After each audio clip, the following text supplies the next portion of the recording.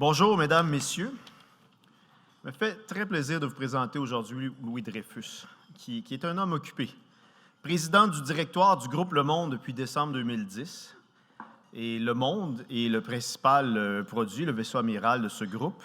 Mais en plus du Monde, Louis et son équipe éditent le Courrier international, le Nouvel Obs, le Monde diplomatique, Télérama et quelques autres que je mets de mentionner. On le qualifie d'hyper-président. Et pour cause, président du HuffPost France, président du conseil de surveillance du Courrier international, président du conseil de surveillance de Télérama et de l'École supérieure de journalisme de Lille. Et dans ses temps libres, vice-président seulement du conseil de surveillance de l'Obs. Louis, en plus d'être un hyperactif, est un journaliste dans l'âme, doublé d'un financier qui a été formé aux plus grandes écoles, l'École des hautes études commerciales de Paris, et la London School of Economics. Son objectif pour le groupe Le Monde, c'est de construire un groupe à l'aune de la confiance et de la défiance à l'égard du GAFA. Confiance et défiance. Son équipe et lui assurent une transition économique du groupe Le Monde entre le papier et le numérique, comme tant d'autres groupes de presse tentent de le faire en ce moment, et Louis le fait, et je cite, « en accéléré ». Sa recette est simple et complexe à la fois. Il s'agit de miser sur un contenu de qualité, l'indépendance rédactionnelle. Et je le cite, « Il s'agit d'entrer dans un cycle vertueux, investir dans la rédaction, améliorer le contenu, élargir le lectorat. »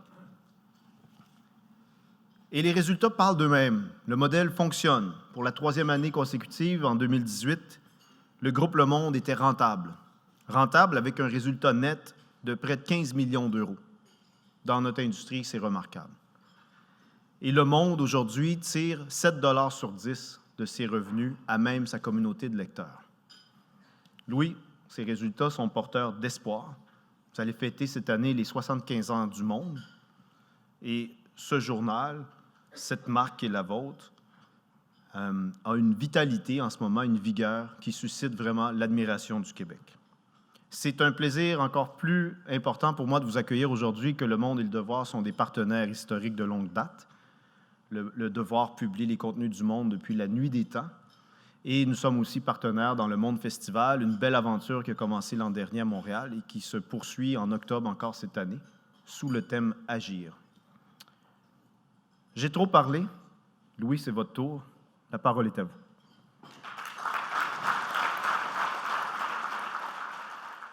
Bonjour à toutes et à tous. Je voulais d'abord vous remercier de la chance que Le Monde a aujourd'hui d'être présent ici. On en a conscience, on en a beaucoup discuté avec Jérôme Feneglio, le directeur du journal, et on sait la chance que nous avons. Je voulais à ce propos remercier évidemment Pierre Le Monde et le Corim pour nous donner cette chance, et puis Laurence Hagenauer, la conseillère générale de France, qui a été très moteur pendant toutes ces dernières semaines pour monter ce passage à Montréal. Je vais essayer de vous donner un discours évidemment optimiste, et je pense que c'est la très bonne nouvelle de cette époque qu'on traverse et qui n'en rassemble pas tellement, tout en restant assez modeste. Je vois que je suis face à M. Pellado, qui est beaucoup plus... une activité beaucoup plus large dans les médias que ce qu'on peut faire nous dans notre petit groupe. Et puis même quand on parle du Monde qui va fêter ses 75 ans cette année, je vois Brian qui, du haut de ses 109 ans et demi, me regarde et m'accueille. Donc on va essayer de vous donner quelque chose qui est un aperçu. Très franchement, je vais vous raconter ce qu'on a fait depuis presque 10 ans avec les équipes du Monde, mais c'est plus largement pour raconter ce que vivent aujourd'hui les médias de qualité, et j'espère qu'à la fin de ce moment, il y aura encore quelques minutes pour des questions que je prendrai avec plaisir. Pour vous donner une idée de ce qu'on a essayé de faire, quand vous connaissez l'histoire du Monde, c'est un journal créé par Hubert Boveri en 1944, qui a été longtemps détenu par les journalistes qui n'avaient pas vraiment d'actionnaires, et quand, avec les actionnaires du Monde, on est venu en 2010, le groupe était en dépôt de bilan, et on est venu avec une conviction, c'est-à-dire qu'un journal de cette qualité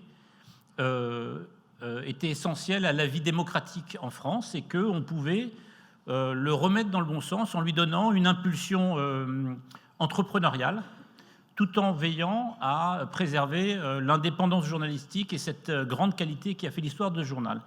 Et donc, depuis 2010, on a essayé de transformer ce groupe en donnant une forme de momentum. En tous les 3 mois, il fallait absolument qu'on sorte de cette image qui pouvait être un peu trop statutaire, un peu poussiéreuse, et qu'on puisse dire qu'on pouvait à la fois diriger des journaux, les transformer, sans jamais abîmer l'excellence éditoriale. Dans cette première fresque, on a essayé de vous donner l'idée de ce qu'on a pu faire en 8 ans avec la prise de contrôle par 3 entrepreneurs, qui est Pierre Berger, Xavier Niel et Mathieu Pigasse, qui ont accepté d'investir lourdement dans un groupe qui n'avait jamais été rentable pour en transformer la logique économique. On a créé quelques années après le Huffington Post, mais aussi un magazine qui était M, le magazine du Monde, inspiré du T du New York Times, qui aujourd'hui a augmenté les ventes du journal du week-end de l'ordre de 30%. On a cherché aussi à créer des applications. Vous avez M, la matinale du Monde, qui est une application qui est disponible tous les matins à 7h heure de Paris. Donc avant de vous coucher, je ne peux que vous inciter à la télécharger. Et puis, on est allé chercher des nouveaux territoires, notamment avec Snapchat, et j'y reviendrai. Sur les résultats, Brian en a parlé brièvement, mais je pense que c'est important de dire, vous sachiez ça, il n'y a pas de fatalité à ce qu'un groupe de presse de qualité, avec de nombreux journalistes, soit déficitaire. On considère qu'il n'y a pas de contradiction, enfin, du contenu de qualité et à trouver un modèle économique. Cette année, on a eu un résultat de l'ordre de 15 millions d'euros. On a 940 journalistes, on touche 28 millions de lecteurs par mois, et c'est des chiffres dont on est très fiers, puisque, et Brian le disait justement, on a une grande partie de notre chiffre d'affaires qui dépend de la qualité de notre diffusion, c'est-à-dire de nos lecteurs. Et on travaille très bien avec les annonceurs, mais le cœur, plus de 2/3 de nos revenus viennent de nos lecteurs, et c'est cette logique qui nous permet aujourd'hui d'afficher ces bons résultats. Une des incarnations, quand je pense à comment on arrive à se projeter, un des signes extérieurs de, je ne sais pas si c'est de succès, en tout cas d'avenir, c'est ce projet qu'on a pu lancer avec les actionnaires. Nous faisons construire en ce moment même un bâtiment qui aura, pour ceux qui connaissent à peu près la taille du centre Pompidou à Paris, c'est-à-dire 23 000 m², avec le cabinet d'architecte Stoeta, qui est un cabinet norvégien qui a notamment construit l'Opéra d'Oslo, pour ceux qui le connaissent, et où nous allons rassembler les 1500 collaborateurs. Et dans un moment qui est forcément compliqué, quand vous êtes dans l'industrie des médias, où les journalistes se demandent de quoi sera fait leur avenir, être capable de leur dire, écoutez, dans 2 ans, on s'installe dans ce bâtiment et que mois après mois, voient ce bâtiment grandir, c'est évidemment pour eux très rassurant, et avec des enjeux d'organisation qui sont passionnants. C'est-à-dire que comment vous arrivez à préserver l'identité de chacune des rédactions, tout en créant une culture du groupe, tout en veillant à la qualité et l'environnement de travail de nos salariés. Fin 2019, Le Monde fêtera ses 75 ans en décembre, et nous espérons qu'à cette date-là, nous serons en train d'aménager dans ce bâtiment qui a vocation à être iconique pour ce qui est du journalisme de qualité en France. Les marques, Brian les citait, on peut les voir brièvement. Vous avez Le Monde, vous avez notre supplément de week-end, vous avez Courrier International, qui est donc un hebdomadaire fait à partir d'articles déjà publiés dans la presse internationale, mais traduits. L'Obs, que nous avons racheté en 2014. Le Huffington Post, qui est un site que nous avons créé avec Ariana Huffington en 2012. Télérama, qui est le premier news magazine français. La Vie, qui est un hebdomadaire de grande qualité. Et puis toute une série de déclinaisons numériques qui font qu'aujourd'hui, on arrive de plus en plus à parler aux jeunes générations. L'ambition, Brian en parlait, il faut à la fois qu'on arrive à défendre et revendiquer un journalisme de qualité, tout en même temps, et c'est parfois contradictoire, garder un rythme d'innovation sans lequel on n'arrivera jamais à reconstruire un business model. Et donc être très curieux, très attentif aux transformations des usages, qui était quelque chose qui était assez nouveau pour le groupe, qui a été très longtemps plutôt auto-centré, avec des journalistes qui pouvaient essayer de rester fidèles à l'histoire de ce journal. Et parmi les choses qu'on a essayé d'apporter avec les actionnaires, c'est un regard vers les nouvelles audiences, vers les lecteurs, en disant comment, en plus, ajouter des contenus qui vont nous permettre de conquérir de nouvelles strates de lectorat. On parle de réussite, on parle de profit. Il faut aussi se rendre compte de l'environnement dans lequel on vit et dont vous êtes évidemment tous conscients, qui sont dans cet environnement de fake news. Et donc j'ai voulu afficher quand même cette diapositive qui montre la difficulté qu'on a à convaincre les publics de l'importance de nos contenus. La France est assez mal classée en la matière, et c'est dans cet environnement-là qu'on opère, c'est-à-dire avec une défiance quasi générale des médias, soit parce que ce sont des médias qui sont plutôt des médias vieux, soit parce que ce sont des médias qui sont contrôlés par de grands capitals, soit parce qu'on nous soupçonne d'avoir une forme de relation incestueuse avec tous les pouvoirs. Et donc c'est dans cet environnement que nous nous mouvons, et c'est pour ça que chaque fois on revendique de manière très claire l'importance de l'indépendance de nos rédactions et l'importance de la rédaction sur chaque projet qu'on fait. L'un d'entre vous m'interrogeait tout à l'heure sur ma réaction sur une décision récente du président Trump. Je suis très vigilant à ne jamais prendre la parole à la place de la rédaction. Chaque fois, on a un manager, je préside le groupe, mais à côté de moi, il y a un journaliste qui est le patron de tous les contenus. Et c'est en veillant à ne jamais mélanger les genres qu'on arrive à défendre ça. Et d'ailleurs, si vous regardez, autant ce slide-là peut vous paraître déprimant, mais enfin, on vit dans cet environnement, autant celui-là nous rassure. Notamment, je vous prends le slide de droite, enfin le diagramme de droite, qui est une étude de Pew Research qui est sortie il y a 2 semaines, qui analysait les principales sources d'information des 18-29 ans. Et Le Monde sortait en tête. Et l'un d'entre vous m'interrogeait en disant « Mais c'est quoi votre défi, c'est quoi votre ambition ?» Eh bien, c'est ça. Je veux arriver à reconstruire un modèle économique pour ce groupe, tout en restant en tête de ces classements, en tête du score de confiance et en tête chez les jeunes, parce que c'est notre avenir qui se joue là. Autour de ça, évidemment, il y a une conviction qui est la priorité au contenu et donc aux journalistes. Nous avons au Monde, quand je suis arrivé en 2010, fin 2010, il y avait 310 journalistes au Monde. Aujourd'hui, il y en a 450. Vous n'avez pas d'autres groupes de médias quotidiens en Occident qui ont fait ce pari-là. Quand nous sommes arrivés au capital du journal avec Pierre Berger, Xavier Niel et Mathieu Pigasse, on avait fait voter les journalistes en disant on considère que pour être efficace comme actionnaire et comme dirigeant, il faut pouvoir travailler avec le plein soutien de la rédaction. Donc il y avait un autre consortium qui s'était présenté et on a fait voter les salariés. Et l'autre consortium nous avait dit « Mais vous êtes démago, en fait, puisque vous dites que vous allez recruter des journalistes, vous ne trouvez pas de modèle économique. » 93% des journalistes du Monde avaient fait le choix de voter pour nous, et on avait dit « Pas du tout. En fait, on va construire un cercle très vertueux en disant « Je recrute de journalistes, j'améliore la qualité de l'information, je recrute de nouveaux lecteurs, je gagne des revenus en plus, je réinjecte ça dans la rédaction. » Ce qui fait qu'on a, là, il y a marqué 350 à 450, en fait c'est 310 à 450, et on a gagné beaucoup de lecteurs grâce à ça. Ça me semble important.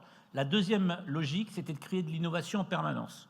Si on veut sortir d'une image trop statutaire, il fallait et il faut toujours revenir tous les 3, tous les 4 mois, dire, écoutez, on a produit quelque chose. Donc ça veut dire, ça peut être une nouvelle version de l'application mobile, ça peut être la matinale du Monde qui est le deuxième écran que vous pouvez voir. Le troisième, c'est Télérama qui a créé une application numérique dédiée au contenu culturel. La dernière, c'est le Réveil de courrier, qui est une application de courrier international qui, tous les matins, vous donne à 7 h du matin un panorama de ce qui a été publié dans la nuit dans la presse internationale. Et donc cette logique-là, c'est quelque chose qu'on cultive de manière assez forte. La deuxième chose, c'est on investit sur la qualité, sur la quantité des contenus. J'ai vu que il y a plusieurs représentants de la Fédération nationale des journalistes, je crois, ici. C'est quelque chose qu'on partage avec les syndicats de journalistes et on considère que pour faire un média haut de gamme, pour faire un média de qualité, il faut plus de journalistes. Mais il faut aussi être capable de comprendre ce que veulent les lecteurs. D'où l'idée de monter en gamme nos contenus. C'est-à-dire qu'on considère que l'avenir de la presse de qualité, c'est une presse payante. Pour faire une presse payante, il faut s'adresser aussi aux aux CSP++, comme on dit en France, c'est-à-dire aux gens qui peuvent payer de l'information. Et donc, on a rajouté des contenus. On a rajouté, il y a 5 ans, 6 pages consacrées à la microéconomie. Vous qui êtes lecteur du Monde, vous savez que la couverture de l'économie n'était pas forcément le point fort. On était bon en macroéconomie, on est bon en social. En revanche, raconter les réussites d'entreprise, les sagas, on n'était pas forcément les mieux placés. Et on a considéré qu'il fallait qu'on réinvestisse dessus. Et donc, on a investi sur une équipe qu'on était allé chercher dans des grands journaux économiques.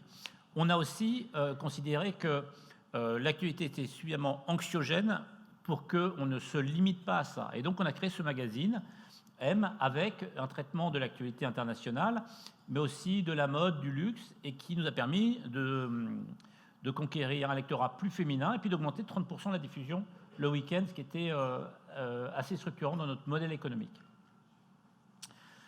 Une fois qu'on a rétabli ce modèle, une fois qu'on a réinvesti dans la rédaction, on a considéré que notre avenir, il passait quand même beaucoup par notre capacité à attirer de nouveaux lecteurs. C'est-à-dire, dans quelle mesure pouvons-nous aller vers les nouvelles générations et même au-delà de nos frontières naturelles. C'est quelque chose qui n'est pas simple quand vous êtes dans une marque comme Le Monde, où on est habité par l'histoire de ce journal. Vous allez dans le bureau du directeur du journal, il y a la pendule du directeur. Et d'ailleurs, quand j'ai pris la présidence de ce groupe, à l'époque, la rédactrice en chef était une femme, elle m'a dit « Je n'ai qu'une question à te poser, est-ce que la pendule du directeur sera dans ton bureau ou dans mon bureau ?» Et je me dis, si c'est ça l'enjeu, pour un groupe qui perd 10 millions d'euros par an, on ne va pas être bien. Bon. Donc je lui dis, tu sais quoi, tu gardes la pendule, mais moi je vais présider le groupe. Mais en même temps, j'en rigole, mais en même temps, on est très conscient de la responsabilité qui nous incombe à présider et diriger ce groupe. Parce qu'on est dans le panorama médiatique français, ce qu'on appelle un journal de référence, et qu'on cherche à garder un niveau d'exigence assez important. Et en même temps, il faut aller à la conquête de nouveaux publics.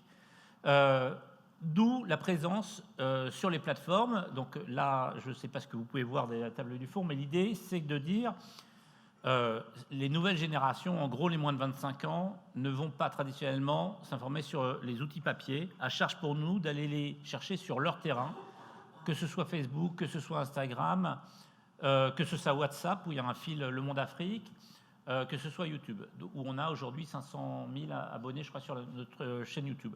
Donc là, c'est quelque chose pour nous qui est très porteur, où on cherche absolument à être présent. Un des exemples les plus marquants, c'est Snapchat. Il y a 3 ans, grâce à Xavier Niel, on a lancé une édition sur Snapchat Discover. Et très rapidement, on était le premier média présent, où tous les jours, à 17h, vous avez une édition réalisée par une équipe de la rédaction qui a environ 24-25 ans de moyenne d'âge, celle qui travaille sur Snapchat, rattachée au directeur de la rédaction.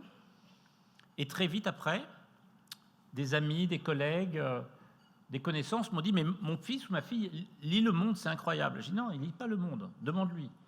Il lit ou elle lit notre édition sur Snapchat. » Et effectivement, en quelques années, on a attiré 1 million de Français de moins de 18 ans, 1 million, qui tous les jours nous lisent sur Snapchat.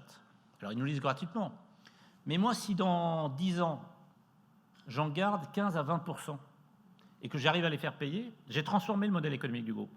Et donc là-dessus, on a misé, on fait du journalisme de qualité, on parle de la Syrie, on parle de la crise économique, on parle des relations internationales, mais on le traite avec des formats qui correspondent à ce qu'attendent les jeunes de moins de 18 ans. On va chercher sur des formats qui sont des formats live, c'est-à-dire que chaque fois qu'il y a une actualité brûlante, on ouvre un live et on suit avec une rédaction qui répond en direct aux questions. Mais cette course à l'information, on est aussi très vigilant à ne jamais perdre nos principes et notre rigueur. Je vais vous prendre un exemple, moi, qui m'a frappé. Au moment des événements du Bataclan, les grands médias étaient tous en continu à raconter ce qui se passait au Bataclan. Et nos journalistes étaient sur ce live et répondaient aux questions. Et une de nos fiertés, avec Jérôme Feneglio, le directeur du journal, et Luc Bronner, le directeur de la rédaction, c'est qu'à plusieurs reprises, notre rédaction a répondu aux gens qui les interrogeaient sur ce live « Je ne sais pas ». Parce que plutôt que donner des informations qui n'étaient pas vérifiées, on reconnaissait qu'il y avait des moments où on ne savait pas. Et on fait très attention à ça. On a besoin d'être dans cette course de l'information. Et en même temps, on a besoin de donner un peu de recul aux gens et de leur dire si on parle d'un événement, si on vous répond, c'est qu'on a une information qui est certifiée. L'autre point, évidemment, c'est la vidéo, où on est allé chercher des nouveaux formats pour aller raconter Trump, évidemment les séries, mais aussi Notre-Dame. Donc on arrive, là aussi, sur ces formats-là, à aller chercher de nouveaux publics et avec un nouveau type d'écriture qui, vous voyez, est en progression de 70% le mois dernier. On peut aller chercher des jeunes, on peut aller chercher de nouvelles générations, mais on pense aussi qu'il faut qu'on aille chercher au-delà de nos frontières naturelles. Si on veut continuer à développer notre rédaction, à recruter des journalistes, dont je ne sais pas si vous l'avez vu sur le slide de tout à l'heure, qui est paritaire. C'est une de nos fiertés dans ce groupe.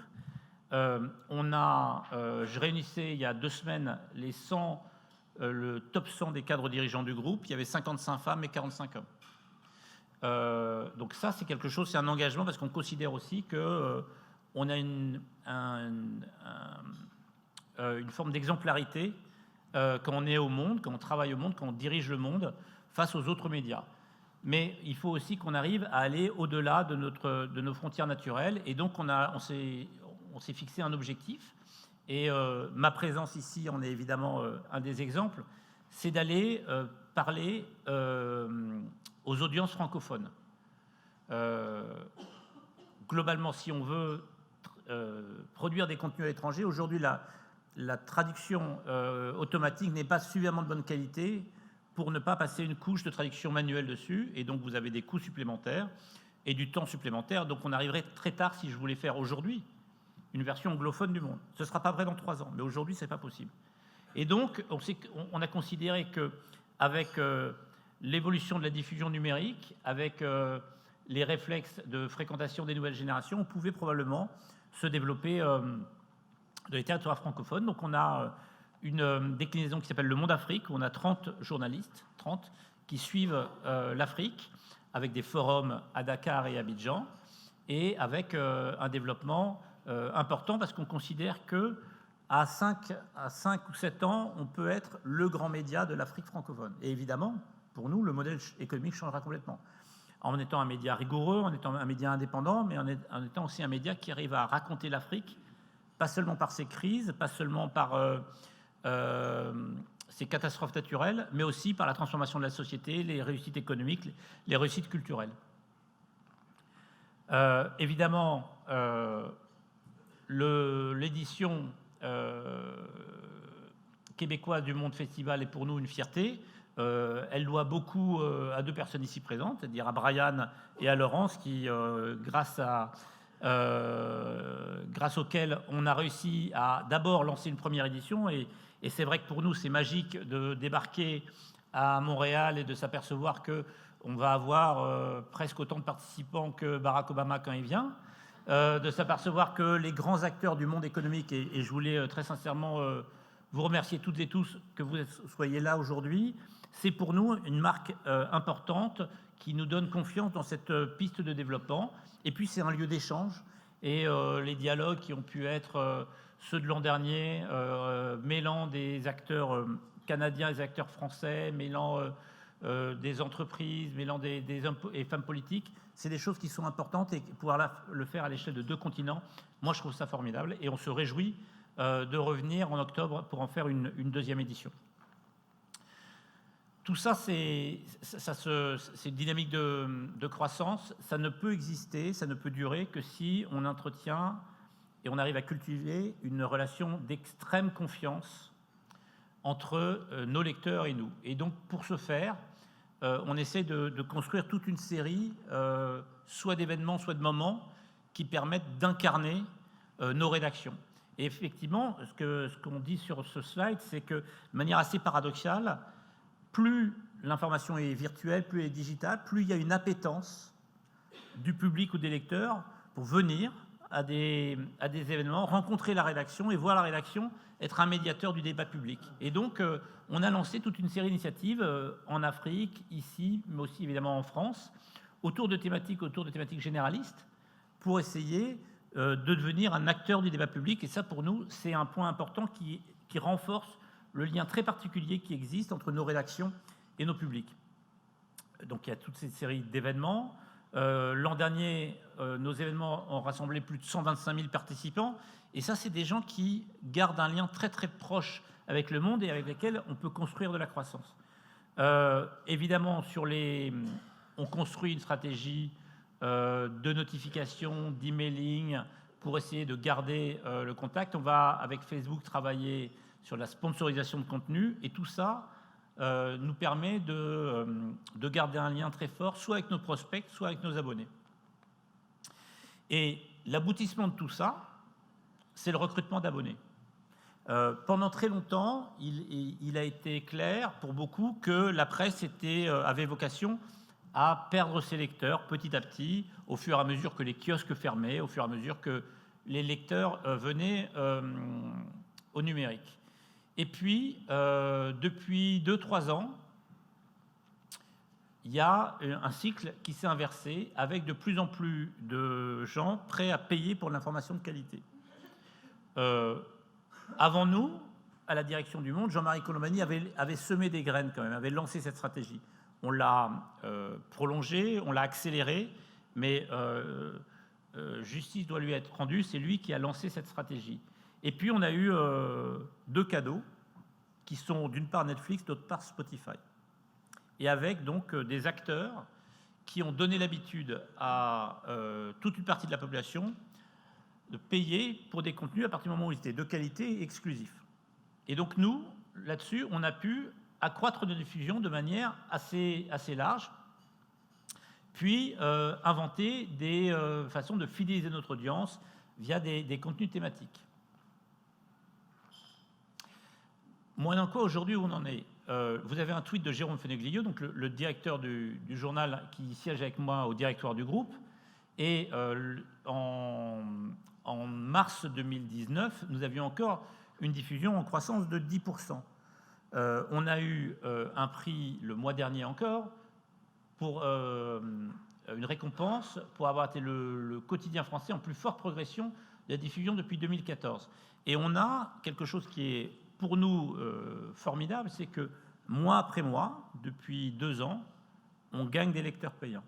Ce qui était improbable. Et donc à partir du moment où vous pouvez reconstruire de la croissance, en termes de réinvestissement, en termes évidemment de climat social, les choses sont très nettement différentes. Et j'en veux pour preuve cette courbe qui vous montre où nous étions en 2010 en termes d'abonnés print et web. Donc vous voyez les prints, c'est ceux d'en bas et en web au-dessus. Et vous voyez qu'aujourd'hui on a des abonnés print, des abonnés papier qui ont légèrement baissé, mais surtout des abonnés web qui ont très largement monté. Et donc aujourd'hui, nous arrivons à parler à beaucoup plus de personnes qui payent pour des contenus qu'il y a 5 ou 10 ans. À partir de là, on arrive évidemment à construire de la croissance, mais on n'est pas les seuls à vivre ça. Et je pense que... Alors d'abord, ce slide me paraît important, c'est pour vous montrer... je crois que Brian en parlait en disant que 70% de nos revenus venaient de nos lecteurs. Et bien vous retrouvez ce chiffre-là. Vous voyez, nos abonnés, nos lecteurs, donc c'est les ventes au numéro et les abonnements, c'est 68% de notre chiffre d'affaires. Et ça, pour nous, c'est très sain. Évidemment, on travaille sur la diversification. Évidemment, on travaille sur la publicité. Mais dans la gouvernance de l'entreprise, dans la construction de ces piliers, se dire que 68% ou 70% de nos contenus viennent de nos lecteurs, eh bien, c'est une raison supplémentaire pour être intransigeant sur la déontologie. Je vais finir en parlant des autres, parce que ça me semble important que vous ne puissiez pas vous dire que ce qui arrive au monde est dû seulement à la qualité de ces équipes. Il est dû beaucoup, pour être honnête, aux 3 actionnaires qui ont fait le pari de réinvestir dans le monde il y a 10 ans. Il est dû aussi beaucoup aux équipes, parce que la transformation, là on parle d'un succès, mais ça a été compliqué. Il y avait un site industriel qui était le Monde Imprimerie qui rassemblait plus de 300 salariés ultra syndiqués. On a fermé cette imprimerie avec un accord avec l'ensemble des organisations syndicales en recyclant chacun des salariés. On a changé le temps de travail. On a fusionné les équipes du print et du web. Donc, les équipes nous ont accompagnés, et je dois rendre hommage à l'ensemble des salariés. C'était pas simple et ils l'ont fait. Mais ce qu'on vit là, cette réussite, cette façon de reconstruire un modèle économique, on n'est pas les seuls à le vivre. Vous voyez, le Guardian, la semaine dernière, annonçait qu'ils étaient revenus à un équilibre d'exploitation, et ça fait très longtemps qu'ils n'avaient pas atteint ce chiffre-là. Le Financial Times, il y a 2 mois, annonçait qu'ils avaient atteint 1 million d'abonnés, et le New York Times est en plein développement et a retrouvé une rentabilité. Donc on voit que dans cette catégorie de journaux, qui sont des journaux de qualité, qui ont préparé leur mutation numérique, on arrive à retrouver des modèles économiques. Je crois que Le Devoir lui-même est rentable aux bénéficiaires depuis 2 ans. Donc voilà, on est sur des cycles. Et ça, ce qui est, moi, à mon avis, très enthousiasmant, c'est que pour ce qui est de la qualité du débat démocratique, pour la qualité des relations entre notre société, avoir une presse d'information de qualité en bonne santé, je pense que c'est particulièrement bon signe et on ne peut que s'en féliciter. Voilà. Merci à vous.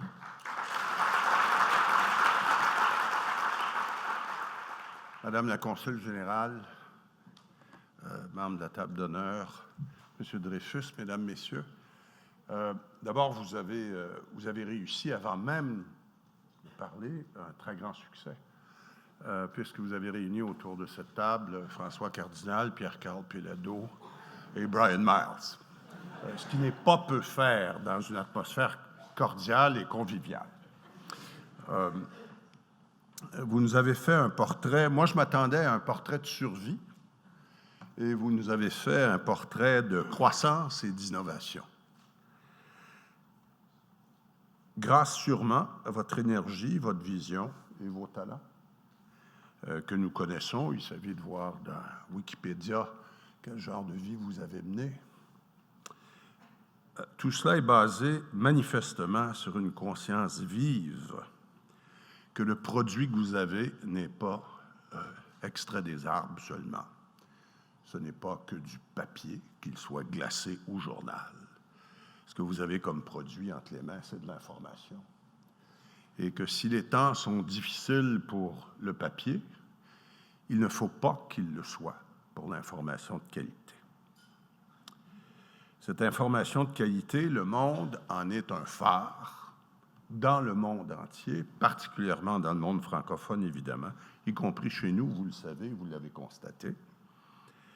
Et ce phare, il vient de ce que nous savons de rigueur, faite de fiabilité, faite de précision, faite de discipline, que nous avons découvert très clairement à travers vos propos, faite de pertinence au-delà des apparences quant au contenu de l'information, faite de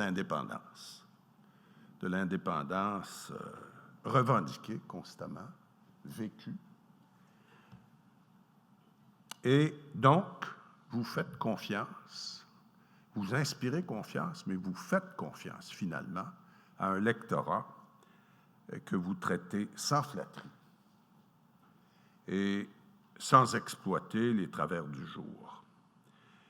Je crois qu'au nom de tous, je peux vous dire que vous devez continuer, M. Dreyfus, parce que nous en profiterons tous. Et pour vous aider à continuer, au nom de nous tous ce midi, je vous offre ce vin de glace qui s'appelle le Marathonien.